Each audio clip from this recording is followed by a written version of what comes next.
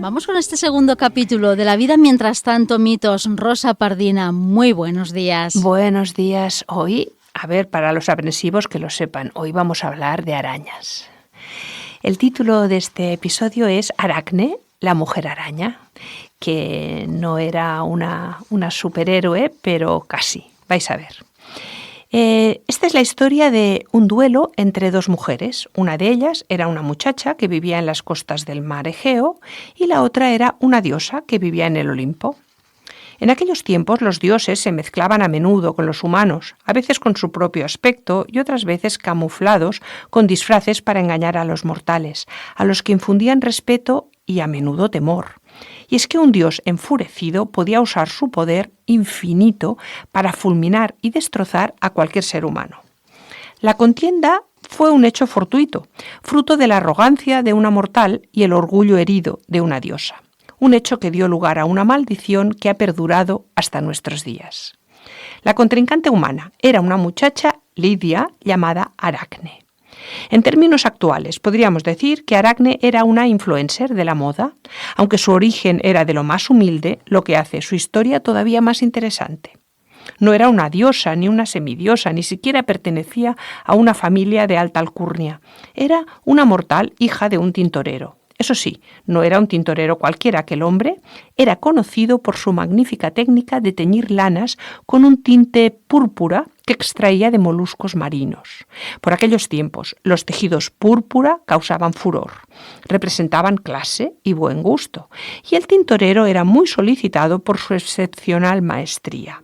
Aracne creció entre lanas y púrpura y aprendió a tejer casi antes que hablar. Año tras año, Aracne fue perfeccionando su técnica y cuando se convirtió en una joven, muy bella hay que decir, su arte tejiendo no tenía parangón. Usando el tinte que fabricaba su padre, Aracne tejía y bordaba unas telas maravillosas. Tan preciosas eran que su fama empezó a extenderse por todas partes. Cada día recibía encargos de las familias más adineradas y siempre había público que se acercaba para admirar su forma de tejer. Ella, sabiéndose observada, amontonaba la lana en ovillos como si ejecutara una danza, ablandaba los vellones con movimientos suaves y acompasados y hacía girar el huso con una gracia excepcional. La velocidad con la que Aracne usaba la lanzadera para pasar rápidamente el hilo a través de la urdimbre era asombrosa. Sin embargo, lo que despertaba más admiración era el momento en que cogía la aguja y empezaba a bordar, construyendo imágenes y paisajes que eran la envidia de todas las tejedoras. La otra contendiente era Atenea, una diosa que vivía en el Olimpo. En la antigua Grecia, a cada dios se le atribuía un arte o varios. No eran los humanos los que inventaban o descubrían, eran los dioses los que ofrecían innovaciones a los mortales para hacerles la vida más fácil, como si se tratara de padres que enseñan a sus hijos cómo deben vivir. Atenea era la inventora del telar, el uso y la lanzadera, y enseñó a los humanos la habilidad de hilar y tejer la lana. Por tanto, no era solo buena tejedora, ella era el origen mismo de la técnica de tejer. Para los griegos, el tejido no era solo una tarea doméstica, sino un símbolo de civilización y orden. Las prendas cosidas y tejidas diferenciaban a los humanos de las bestias, y el acto de entrelazar hilos con táctica y precisión era una extensión de la inteligencia y la planificación estratégica que Atenea también representaba en la guerra. No en la guerra sanguínea y cruel, que de eso se ocupaba un dios llamado Ares, sino de la guerra táctica que requería sabiduría más que fuerza. Ella podría enseñarte a ganar al ajedrez, pero no a matar con una lanza. En resumen, Atenea, además de ser la diosa de la sabiduría y la guerra estratégica, era también la diosa de las artes y oficios, protectora de todos los artesanos, tejedores, alfareros, herreros. Parece que son muchas tareas para una sola diosa, pero Atenea era hija de Zeus y una de las diosas más inteligentes del Olimpo. Su madre era Metis, la primera esposa de Zeus. No era una celebrity muy conocida, pero su nombre significaba astucia o sabiduría porque era la diosa más lista del Olimpo. Zeus se casó con ella, pero al poco tiempo se enteró de un chisme profético que le dio un ataque de pánico. Metis iba a tener una hija que sería poderosísima. Alarma máxima. Zeus ya había visto a su padre, Cronos, y a su abuelo, Urano, caer, y no pensaba ser el siguiente. Así que, en una movida súper tóxica, antes de que Metis pudiera dar a luz, a Zeus no se le ocurrió otra cosa que tragársela entera, como si fuera una píldora para absorber su sabiduría y neutralizar la profecía. Nadie sabe qué ocurrió dentro de la cabeza del dios de todos los dioses, pero un tiempo después de la peculiar ingesta, Zeus empezó con lo que debió de ser la peor migraña en la historia del universo. Se agarraba la cabeza gritando y el dolor era tan insoportable que llamó a Hefesto para pedirle que le abriera la cabeza y le sacara lo que tenía dentro.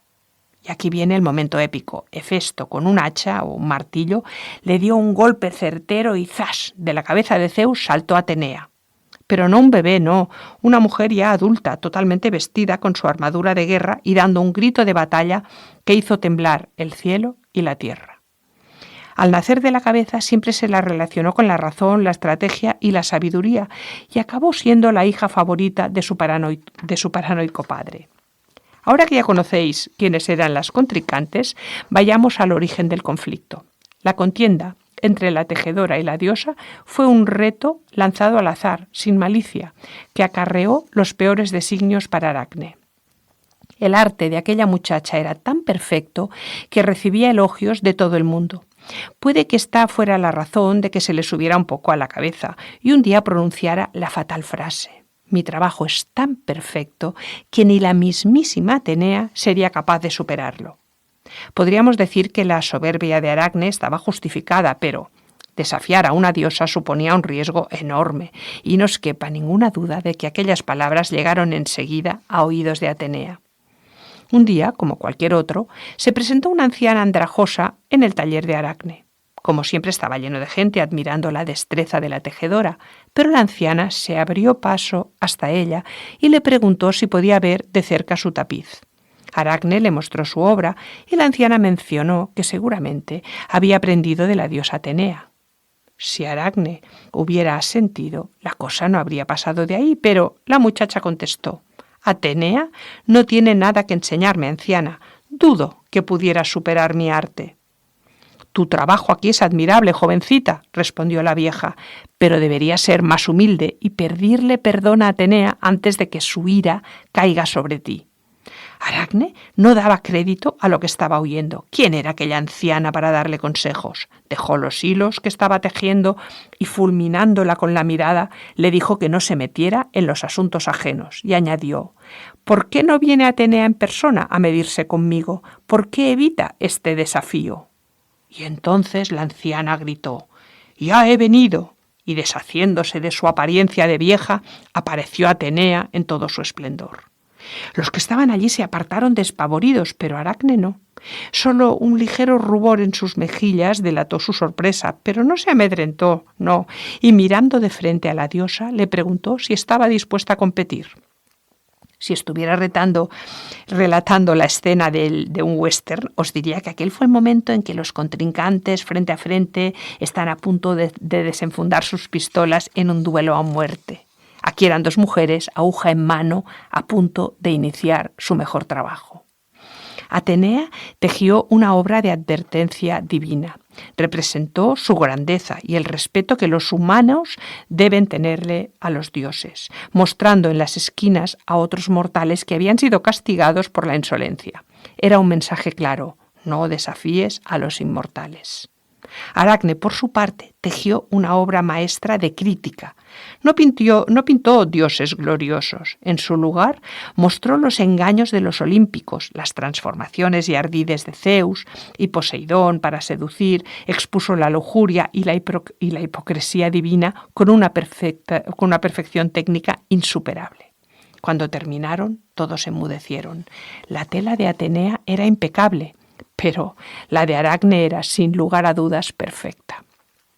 Atenea se acercó a mirar de cerca el tapiz de su rival y no encontró ningún defecto. Pero el tema que había escogido era imperdonable, era sacrílego. Que una mortal usara su talento para humillar a los dioses era una blasfemia imperdonable. Furiosa, Atenea rasgó el tapiz de Aracne e, incapaz de contenerse, agarró la lanzadera de su telar, el instrumento que ella misma había inventado, y golpeó 3 o 4 veces a Aracne en la frente para humillarla ante todos. Aquellos golpes en la cabeza hicieron comprender a Aracne que los dioses no le permitirían tejer nunca más. Incapaz de soportar tal castigo y humillación, tomó la cuerda más resistente que usaba para tensar la urdimbre de su telar y, tras atarla al travesaño superior de la estructura, pasó el lazo alrededor de su garganta en un intento desesperado por acabar con su vida. Viéndola así colgada, a punto de morir, la diosa la detuvo. Puede que se compadeciera un poco, pero no la salvó por piedad, sino para que su castigo fuera más sutil y mucho más duradero que la muerte. Un castigo que sirviera como lección perpetua para cualquiera que osara desafiar la autoridad olímpica. Atenea no quería que Aracne muriera y escapara de su vergüenza, quería que viviera para tejer su humillación una y otra vez para siempre. Con la mano, la diosa roció a Aracne con un jugo oscuro extraído de las hierbas de Hécate. Mientras el líquido caía sobre la muchacha, Atenea la sentenció con una voz que resonó en el aire como un trueno. «Vive, pues, pero cuelga para siempre, malvada. Tu existencia estará marcada por el castigo y tu labor y tu vergüenza pasarán a todos tus descendientes. Seguirás colgando de un hilo, como pretendías hacer ahora, pero seguirás tejiendo. Tejerás por toda la eternidad». Y al instante el cuerpo de Aracne comenzó a cambiar. Fue una transformación lenta y horrible. Su hermoso cabello, que había enmarcado su rostro con gracia, se cayó por completo. Su nariz y sus orejas desaparecieron, absorbiéndose en la piel. Su cuerpo se encogió, se hizo minúsculo, y sus piernas y brazos se alargaron y adelgazaron, convirtiéndose en 4 pares de patas. Sus finos dedos, que habían manejado la aguja con tal maestría, se pegaron a los costados de su cuerpo deforme. La joven y bella Aracne se había convertido en una araña.